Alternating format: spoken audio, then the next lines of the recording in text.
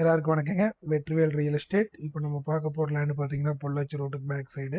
நம்ம பல்லடம் டு பொள்ளாச்சி ரோட்டுக்கு back side, அதாவது கதிர்கடைக்கு பேக் சைடில் அத்தியா ஹோம்ஸுங்கிற ஏரியாவில் 3.25 சென்ட் விற்பனைக்கு வந்திருக்குங்க. கிழக்கு பார்த்த சைட்டு இங்கே சென்ட் பார்த்தீங்கன்னா 10 லட்சம் ரூபாய்க்கு போயிட்டுருக்கு.